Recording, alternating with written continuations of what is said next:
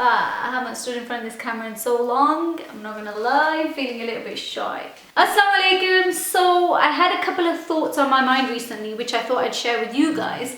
And it is about our youth's lack of appreciation for education. Because we often hear young British teens complaining about school, like, oh, I can't be bothered to go in tomorrow.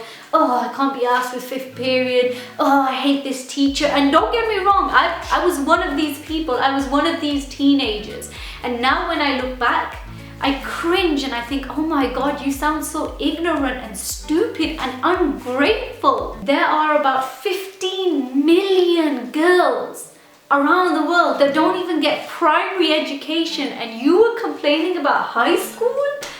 I feel like kicking myself. And because I hate myself for that horrific, arrogant attitude that I would take to school every day, well, not every day, I had my geeky moments as well, but that attitude that a lot of teens carry into school, it's so anti-Islam, it's so anti-being Muslim, because education is a huge part of being a believer. And we are so privileged, so lucky that our parents aren't grafting silly to pay for our education, because education is free in this country. Instead, our parents are grafting silly to build huge buildings back home.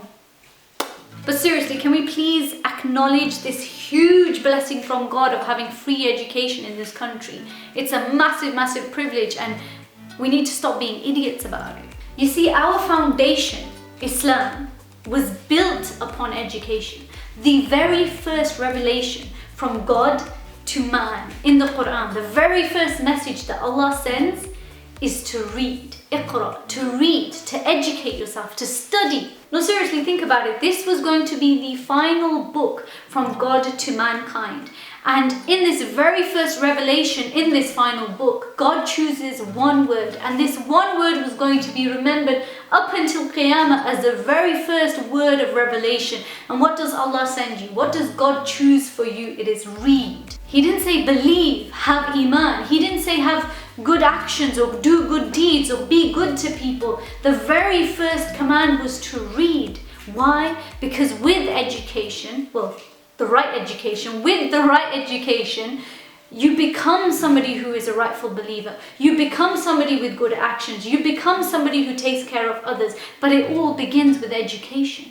And needless to say, our history is rich with education. Scholars upon scholars upon scholars. Imam Suyuti, he was a polymath at such a young age. He was lecturing huge books at the age of 18. Sayyidah Nafisa, who we've spoken about before, she was an alima at such a young age. Ibn Arabi, Ibn Sina, Al-Ghazali, Nana Asma, all these amazing people in our history were successful, and their names are still remembered today. Why? Because they followed that very first command by God. Iqra, read. That very first command resonated in their hearts, and they took that life journey and they gave importance to education, and this is why their names are remembered centuries down the line. It genuinely hurts my heart when I overhear conversations between teens and they discuss education as though it's a burden or it's something disregarded and not important, or worse, the worst thing is when you hear them talk about wasting time as though it's funny or amusing or it's cool. Like, you think wasting time in school is cool? Are you proud of it?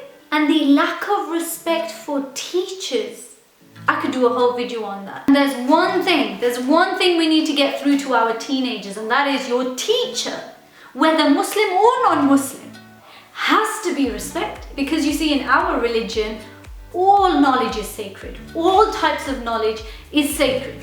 So the person who's teaching you geography deserves respect in the same way as the ustad or the ustada that's teaching you Quran. The attitude of our British youth in high schools towards teachers is so disgraceful, and it's so shameful for us as a community. And if you're parents and you have kids in primary school or high school, make sure you instill this point in them that no teacher deserves disrespect. And I know, because I went to high school too, that sometimes you come across teachers that are just very difficult, but that does not mean that you lose your own principles and your own values and your own beliefs to disrespect that teacher. And finally, can our teenage girls please take a step back from TV series and start reading books again? And I know there are a lot of young teenage girls out there that actually always have their heads in books, and that makes me so happy, because books are a huge part of our tradition also. And I make a point of saying this, that you don't always have to read Islamic books.